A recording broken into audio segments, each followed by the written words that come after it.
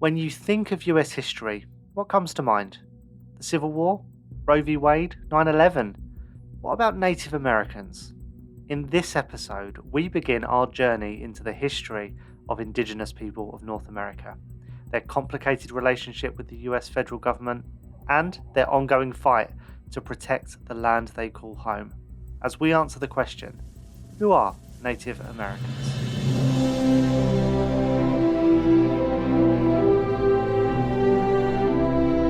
Welcome to America, a history podcast. I'm Liam Heffernan, and every week we answer a different question to understand the people, the places, and the events that make the USA what it is today.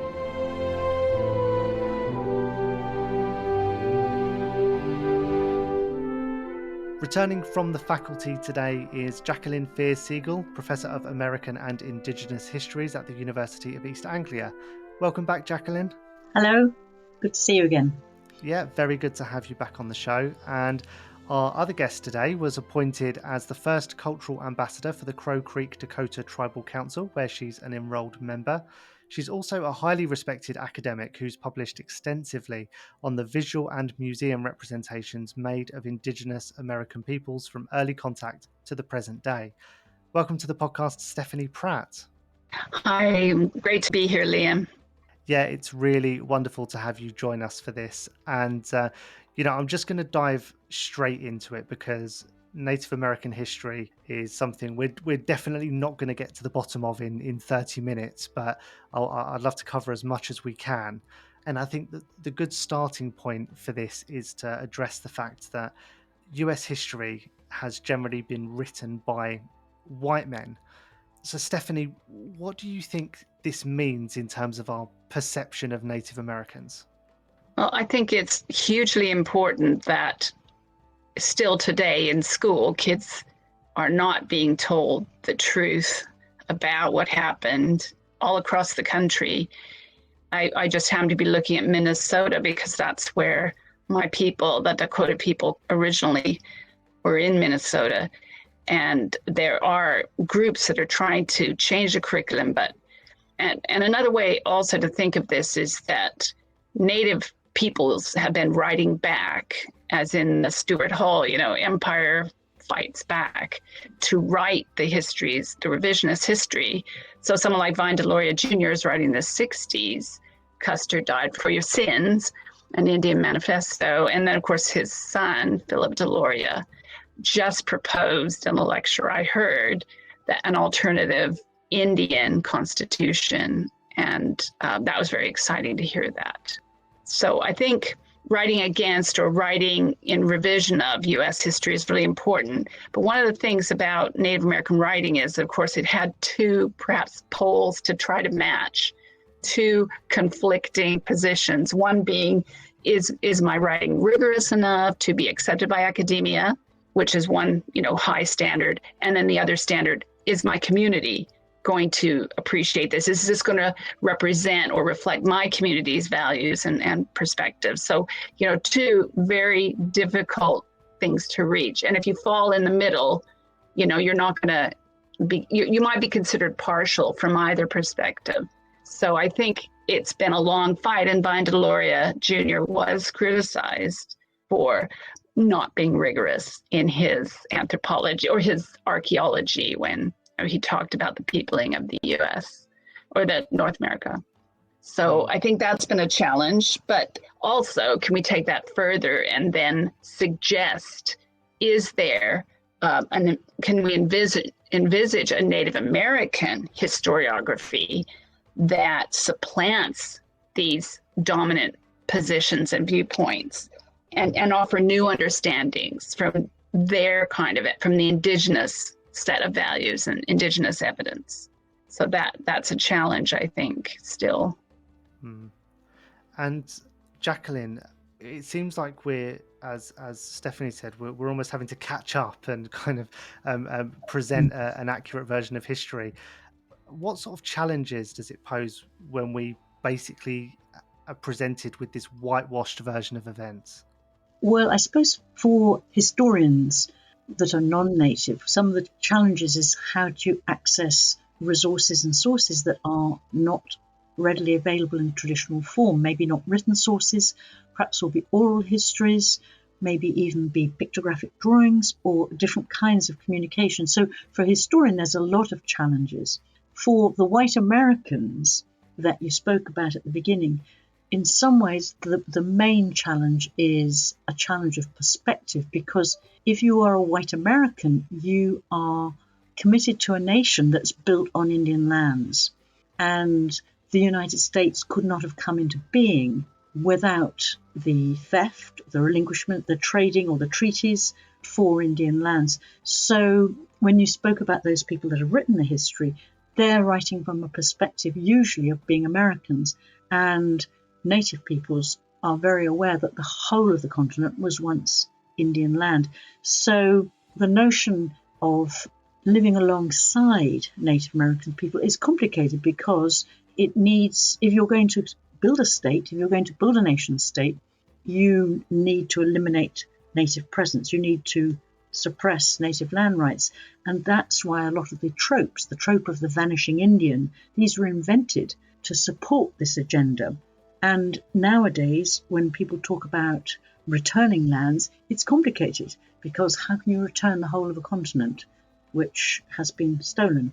So I think there are a lot of problems for historians in terms of accessing this history, but a lot of problems for just accepting that this is a complicated. The United States has built itself on the lands of another group of peoples. Stephanie, I realise I'm about to ask probably the impossible here, but I wonder if you could give us a very brief history of Native Americans, just so we can establish some context here. Who are they? Well, that's a really huge question. Who are they? And, we're still learning more and more, because really this land bridge idea of 10,000, 12,000 years ago, people came across this land bridge. And yes, that probably was a mass migration of people, but there have been other migrations. So this idea that they're the first peoples, it is a reality that they had occupied that land. They may have come from another place, but if we look at it from an indigenous perspective, they've been there forever. In other words, and I don't want to talk in detail about origin myths, but the origin myth of the Dakota is that we were there, we came out of the land. So this notion that somehow, everybody migrates, everybody colonizes, because I've heard that said many times. Well, in our perspective, if I'm speaking as a Dakota person, no, we were created from this place. Minnesota Makoche, that is, Minnesota is our land, that's the Dakota land. So they even took our name, Minnesota. I mean, Minnesota is our name, and it means clouds reflected in water, or water reflecting clouds. And it is exactly what that landscape is like. So they are, I think, starting to look at the history of the United States, particularly from the naming perspective. Like, what is this we have? What is this we have together? And I think I can see a time when maybe that's a way forward, when we all respect the land. Doesn't matter who came here first. And I suppose one of the most difficult to grasp things, if you are not from within one of the communities, is the huge variety of peoples. I mean, Steph's talking about the Dakota up in that area, but there are other groups, that were the Pueblo, who were agricultural, and the Navajo, again, had very different relationship to the land. So all of these hundreds of different groups with different cultures and different languages, and a very intimate relationship with the land and their ways of surviving on it. So as soon as you start talking about Native Americans, you have collapsed hundreds of different people into one term. And even if you know that they're all these different people, it's quite easy to talk about them as one group. So I think that makes it harder. When you ask the question, who are Native Americans, we have to remember, actually, that term is a colonizing term, because it applies to a group of people that Europeans perceive to be the same, or in some ways the same. But they didn't, they didn't think of themselves like that. I just want to jump in here, because I think it's really fascinating what Jackie's saying about the multiplicity and so diverse from one side of the country to the next, one side of the continent to the next. But if we put back back into the 15th century and just kind of put that Renaissance head on, the Renaissance was what they call an optimistic time. So they wanted to figure everything out. So I think the naming, the labeling, the ordering of the world, they have that kind of, the chain of being, which is an Enlightenment idea, so they want to place everybody in this kind of lock them in a way, So I think this is why the term Indian, American Indian, came about by, these people have to be something. So I'm going to, in a way, grasp at straws, because actually I'm a Renaissance person, but I don't know what the heck I'm doing, as Columbus didn't expect to see and meet people that he did. So it's like a Renaissance sensibility is placed over the top of the Americas. And then you get all of these naming situations and structuring and global thinking and East-West and all these kind of divisions, which Native people, I don't think, had too much at that point. So I think that it's unfortunate. Yeah, go ahead. Go ahead, Jackie. No, I was thinking geographically. We have to remember we're talking about the United States, but these groups went straight up into what we call Canada and down into what's now South America. So it's a whole continent filled with hundreds of different peoples. Absolutely.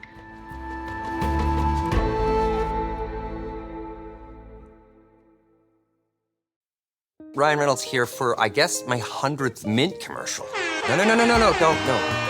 No. I mean, honestly, when I started this, I thought I only have to do like 4 of these. I mean, it's unlimited premium wireless for $15 a month. How are there still people paying 2 or 3 times that much?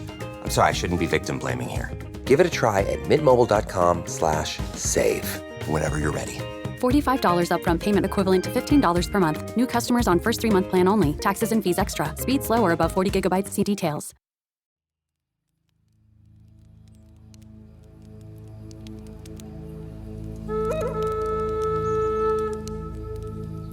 You touched on there, Stephanie, the word Indian, which is such a simplistic and reductive term to use on a whole vast culture of different tribes and people. But the term itself, Indian, is so problematic, isn't it? And doesn't that just epitomize just how the white settlers kind of came over, stripped away indigenous culture and kind of appropriated it for themselves? Absolutely. It's part of the process of colonization. Name your other, decide that they're not quite where you are on the great chain of being or whatever, and then disappropriate, because, well, the papal bulls, which have just been overturned, those very famous papal bulls, which said, Spain can colonize this half and Portugal can colonize this half. And all these kind of, also things like saying if there's not a Christian country, then one is allowed through that papal bull to invade and to take over that country. So those have been overturned. So I think we can see how poorly understood the Renaissance people were who first contacted Indigenous Americans, and to misname them as Indian. But I think Indian is also problematic in that it's claimed by Native people. Native people can call themselves Indian. That's okay. But when another person from outside the culture labels you an Indian, it can be very derogatory when it's used. And particularly the term, and I'm going to say it, although I don't like it, Red Indian, which we still hear here in the UK, and is very hurtful and derogatory to many, many people. So I want the listeners to understand that is not received well if someone uses that. And if I may just ask, because obviously, we may have a lot of listeners that are hearing that and are genuinely confused as to why that's so derogatory. Could you shed some light on that? Well, I mean, it obviously is linked to colorations, and there is a debate about whether certain groups actually called themselves red because they used that kind of paint. But it's derogatory because it First of all, it classifies a group of people in terms of colour.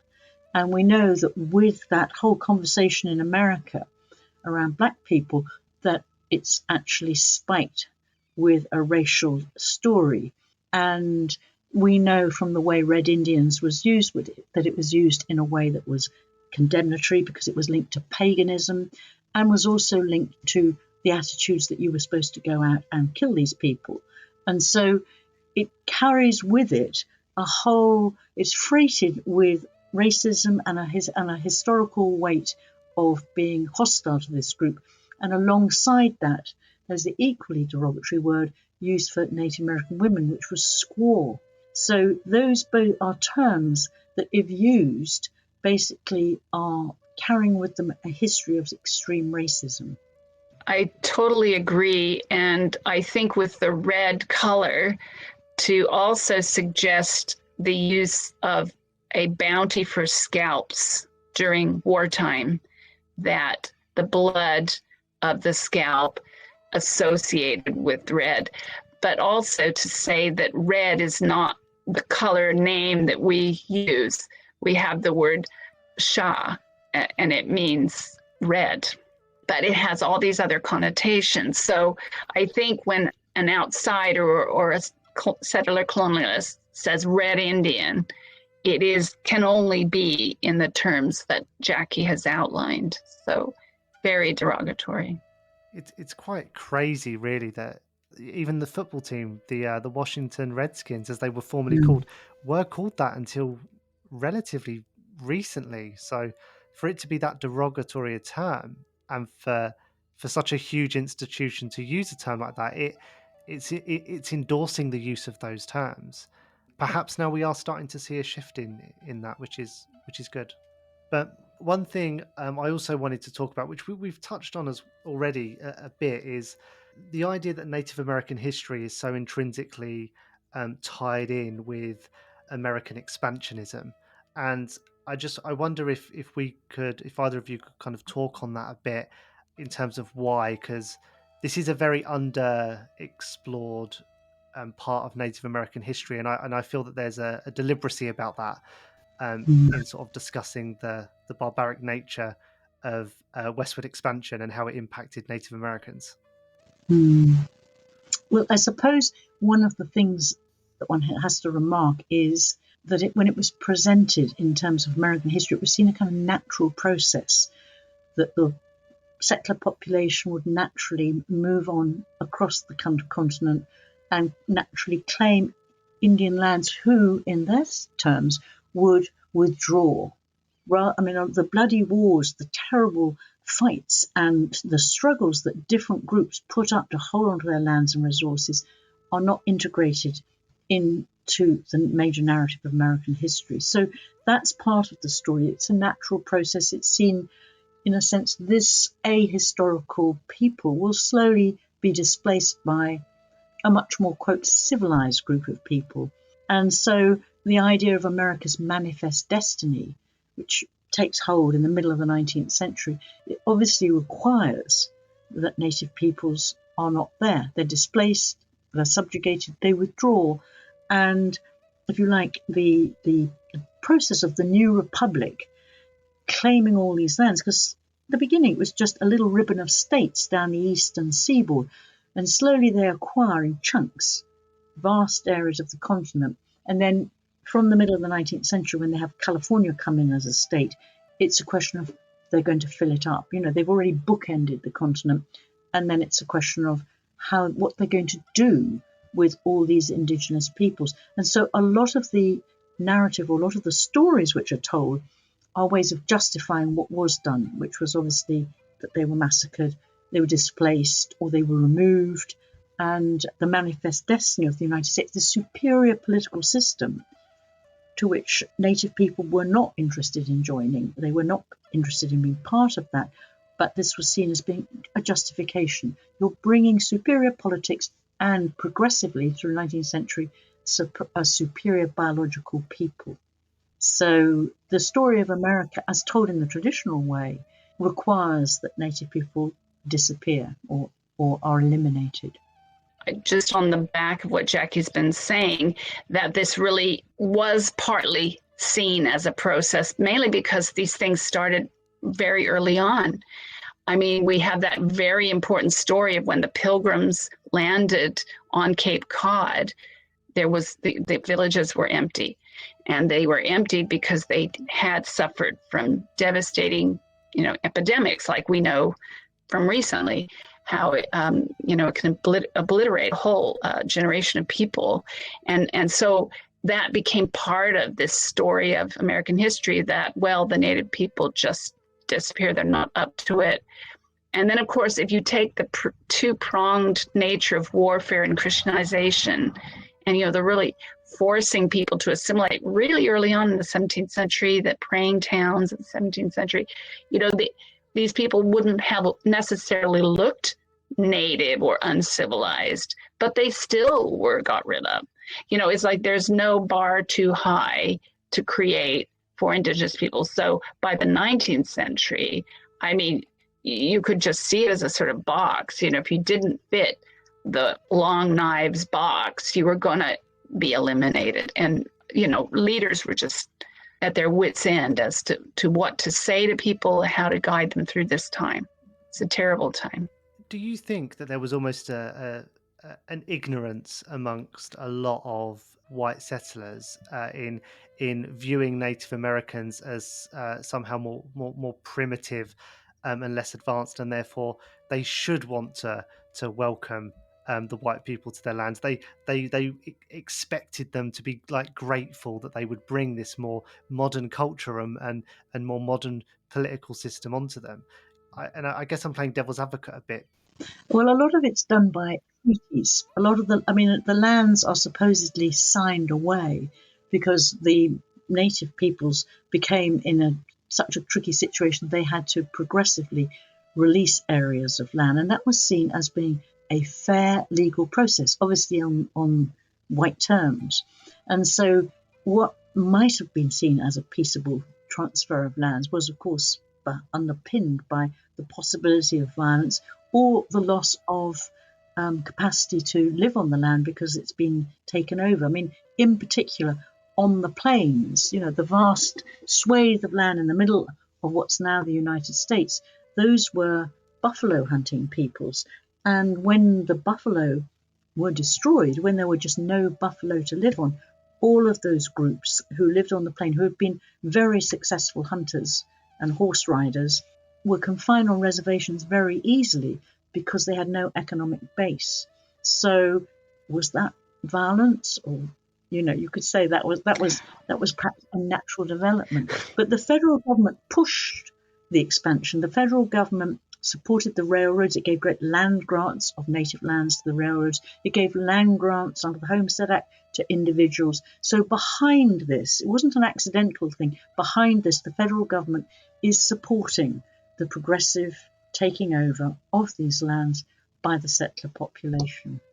And just to respond, the trail of broken treaties. I mean, no treaty ever stood for more than a second after it was signed. When more settlers came, food was not distributed. I mean, my own father has stories of spoiled meat being given as the rations on the back of a treaty. I think it's such a bitter taste in our mouth because it is violent in another way. I mean, it's like saying, yeah, we're going to treat with you, and then we're really just going to spit on you because, you have no rights here. And I think, how to describe colonialism is it's the most brutal thing. I said once, it's like a hammer that just came down and smashed everybody, and to try to put the pieces back together. So, yes, one can see that as progressive, moving across with legal means to occupy the country. But the wars came one after the other, every 5, 10, decade after decade after decade, and they do move. And the most horrific thing I read was in the Black Hawk War, when they left to go hunting and they came back and people were living in their houses, I mean, that's how quick these things happen. It's like, what would you do if you left your village for a holiday to come back and here's some interlopers sitting in your house with guns and telling you, piss off or whatever? It's beyond brutal. I don't know how to say it.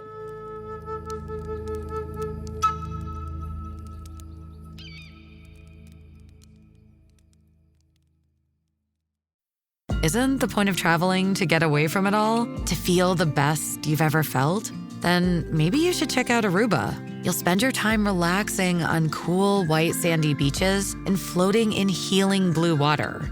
You'll meet locals brimming with gratitude for an island that redefines what a paradise can be. When your trip comes to an end, you won't need another vacation because you just had the vacation. That's the Aruba effect. Plan your trip at aruba.com.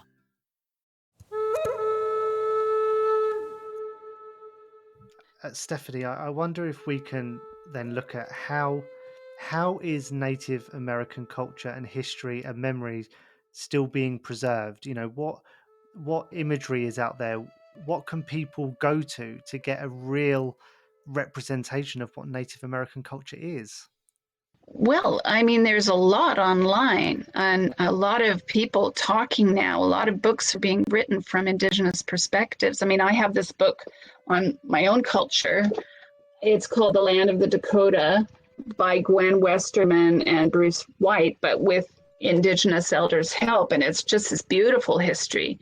And I think that this would be true of other peoples that they are having writing. But it's not easy. I'm not saying it's totally accessible. And partly these histories are written for us, the Native people, to help reclaim and teach our children and to give to the generations that will follow us. But there aren't that many TV programs. There's a few films that have been made recently that are receiving a lot of publicity. But I think there was a series called We Remain, or We Shall Remain, or something like that. And that was a public broadcast TV series and very good. But we need more, obviously, for people to be able to actually understand the histories better.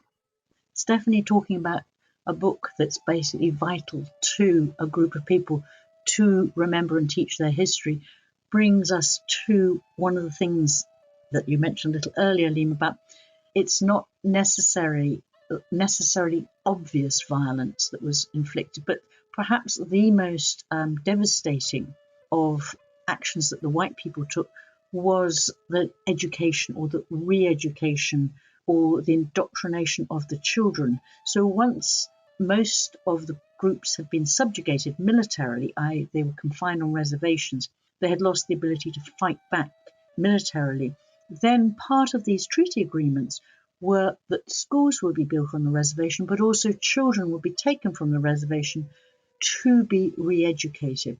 And this is, I mean, we now know from the United Nations definition of genocide that the urge or the program to wipe out a people's culture is in fact genocide. And so the children, they thought they would give reservations to the adults who would be supported by rations for a while they learnt how to farm. But the children were the great hope, and they would learn Christian religion, they'd learn how to wear white people's clothes, they would learn how to operate in a capitalist world, and they would ideally not return to their people, but if they did, they would go back completely reconstructed. So that, in some sense, was one of the most devastating aspects of this drive to eliminate native peoples, because it was seen as a humane, a kind, the friends of the Indian would support this schooling system, and it was funded by the federal government, and it was set up not only in the reservations, but as I say, these off-reservation schools. And every single native person in the country today has had an experience through their ancestors of this boarding school system, which has been devastating, not just for the cultural traditions, but for the languages and for the parenting experiences which any of these pupils they had. So perhaps not necessarily always military, maybe not necessarily always treaties, doing it by legal means, but doing it by this process of re-education, which is probably the most devastating. You know, this is the last Indian war against the children.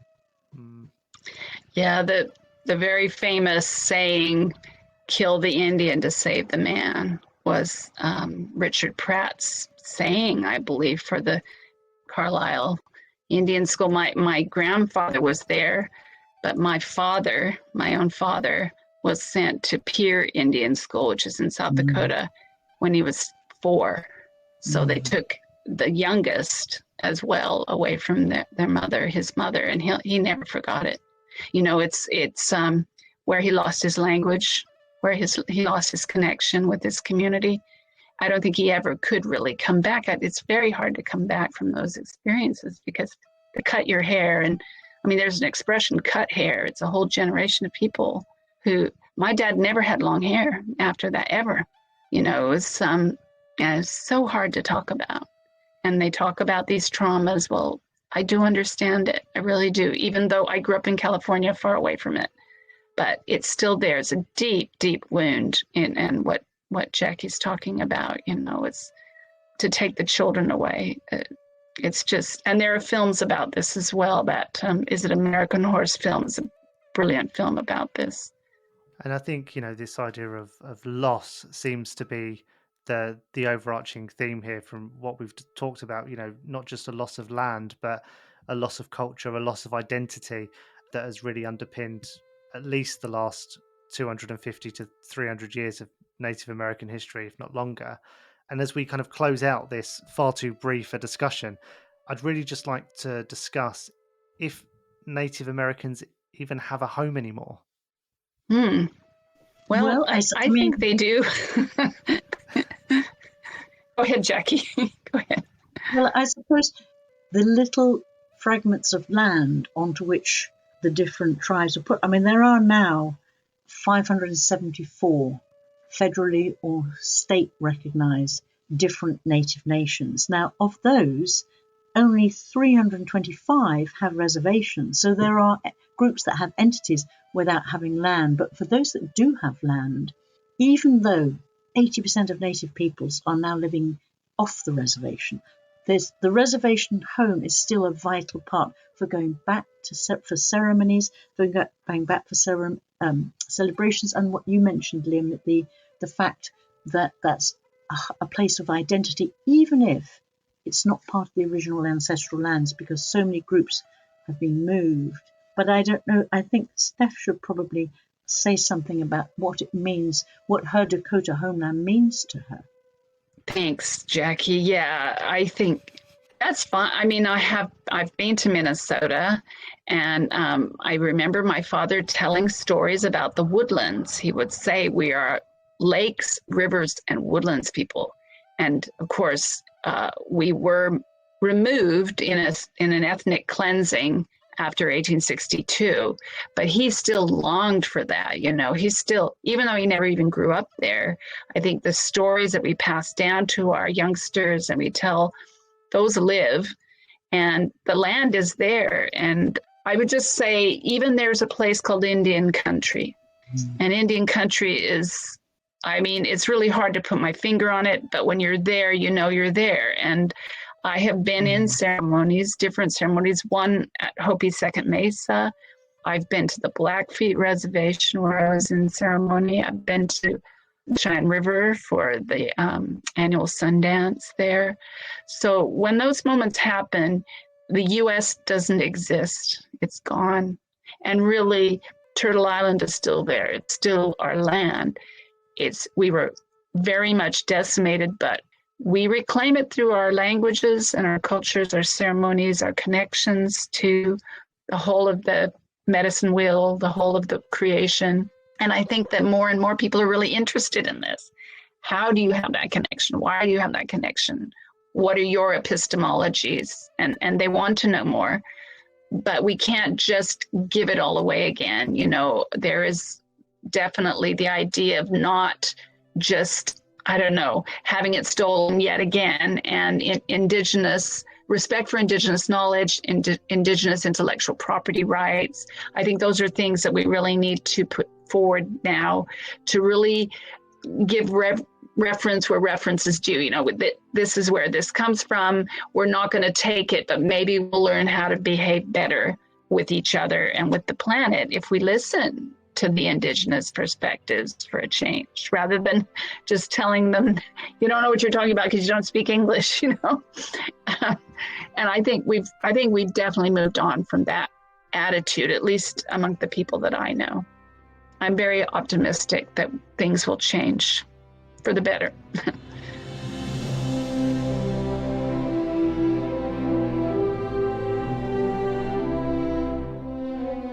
This episode of America, a History podcast, was produced, hosted, and edited by me, Liam Heffernan. A special thanks to our faculty, Jacqueline Fear-Segal, and our special guest, Stephanie Pratt. If you want to learn more, do check out the resources in the show notes. And remember to follow, share, and listen wherever you get your podcasts. And if you can leave us a rating and review on Apple Podcasts, that would be amazing and will help other people find this show too. On the next episode, I'm joined by Professor Tom Smith and host of the Athletic Football Show, Robert Mays, as we discuss how the Super Bowl became so super.